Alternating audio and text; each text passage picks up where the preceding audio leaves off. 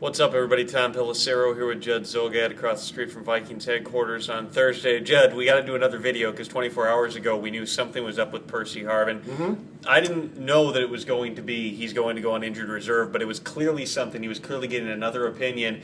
Now the question becomes, how do the Vikings move forward with their passing offense from here, knowing that the best guy ain't coming back? I have no idea. I mean, at this point, it looks pretty hopeless. The passing game is what? They legitimately, I don't think right now, have a wide receiver that most teams would want. They have Devin Aromashadu, who is the definition of a guy. They have Michael Jenkins, who can't run. They have Jerome Simpson, who at best is probably hurt and shouldn't be playing. And Jarius Wright takes Percy's place. And I know, Christian Ponder was on your show last night talking about Jarius can step up. Jarius is great. Jarius Wright is not Percy Harvin. I would say that even with the prospect of Percy coming back, we were all saying this probably is not a playoff team, and now this thing could come off the rails, but there's no passing game. There's just no passing game. Well, you can look back at the Detroit game and see that they could move the ball and they could throw it, and Ponder, I think he completed 75% of his passes in that game. Yes. What I'll be interested to see is this, Judd.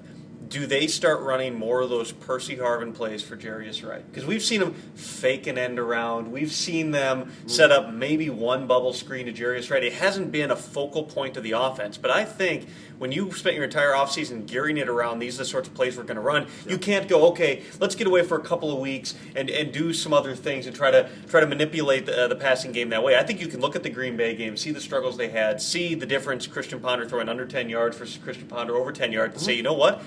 Let's try to, even though Jarius Wright is not Percy Harvin, let's put Jarius Wright in those positions. Let's motion him into the backfield. Let's give him a run play. Let's do a lot of those same sorts of things. I see what you're saying, but if you're an opposing defense preparing for those formation or those plays and you're preparing for Jarius Wright as opposed to Percy Harvin, how worried are you? But how much are you preparing for those plays knowing that the Vikings really haven't shown them the past 3 weeks without Percy Harvin?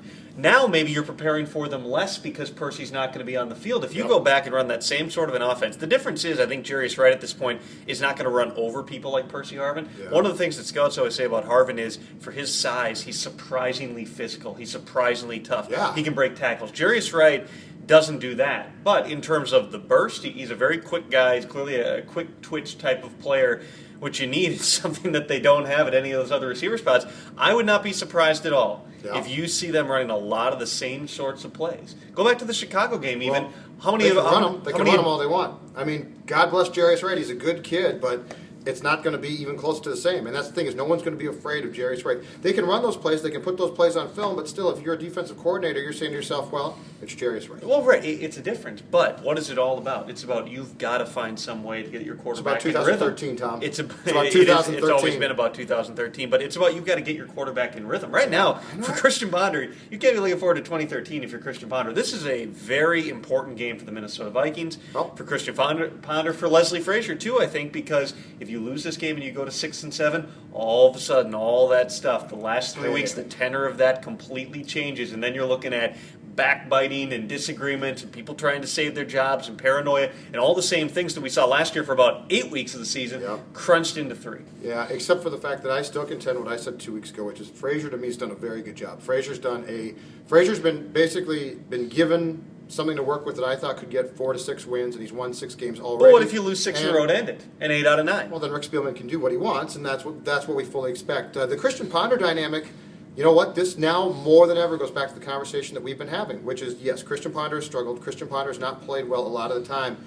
But what's he been given to work with? Now Percy Harvin's out of the equation completely, right? How do you completely judge Christian Ponder? Now maybe the Vikings can do it, and they can say it didn't work, and we're going to move on, and we're going to try and go get Alex Smith, whatever they want to do. The reality, though, is because of the receiver core that they have, and now that Percy Harvin is going to be out of the mix for a good portion of the season, it's hard to gauge it's hard to gauge Christian Ponder in totality as a quarterback. There are certain areas you can gauge him right now. There are certain things that almost aren't fair. But as we talked about it yesterday, too, you can look at that game last week and say this is the first one that Christian Ponder lost. He didn't do what they asked him to do. He has his limitations, and I think to an extent they coddle him perhaps too much, and they treat him like a rookie, and they don't allow him to turn it loose. I swear the game plan against the Packers was just don't even look at the receivers. Just look to the tight end and then get out of the pocket, which is a lot of the time what he seemed to be doing. But at the same time, you can't make the 2 mistakes he made.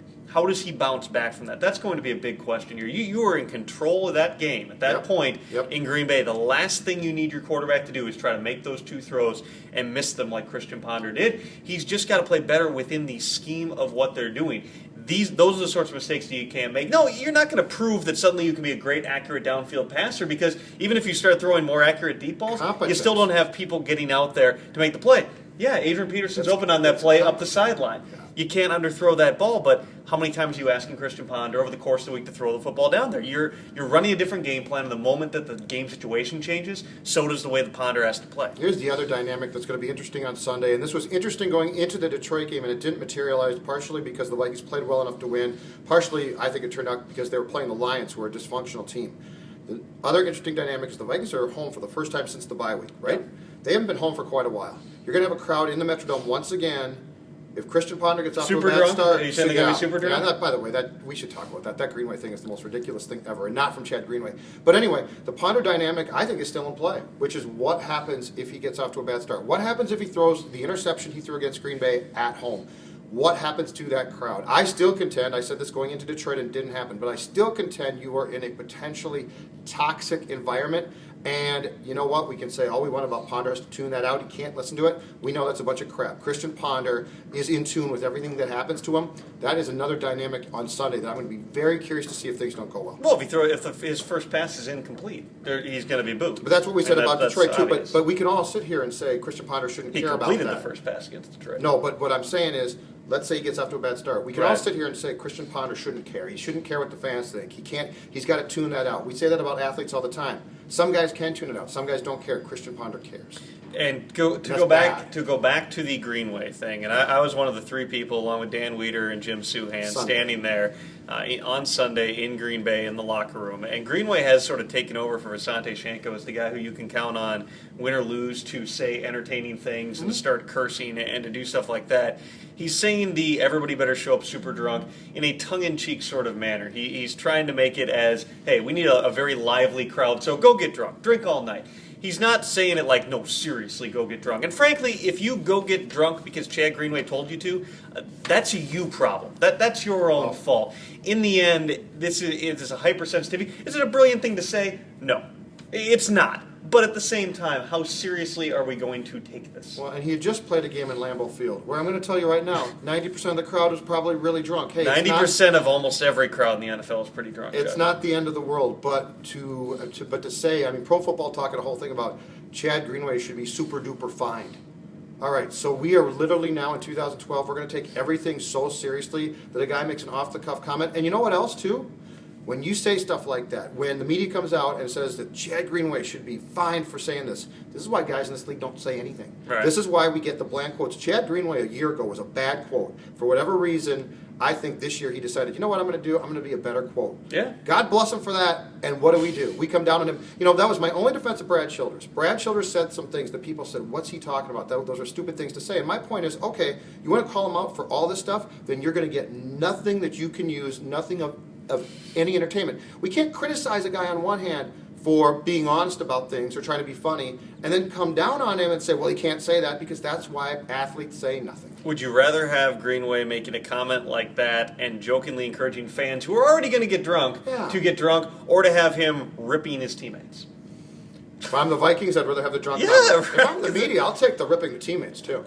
Yeah, well, that's because you love the controversy. Hey, by the way, you think Brad Childress got drunk after drinking that vodka the size of your head? Oh yeah. It's a big head. You want to read Percy's statement? You got 1 minute to do it.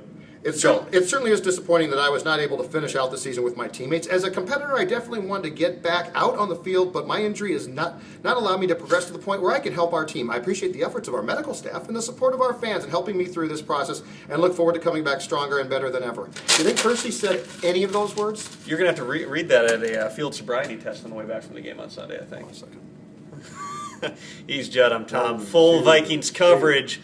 At ZYX. Hold on, I'm not done yet. You're on 1 foot, too. That's good. That's good. 1500ESPN.com. We'll see you.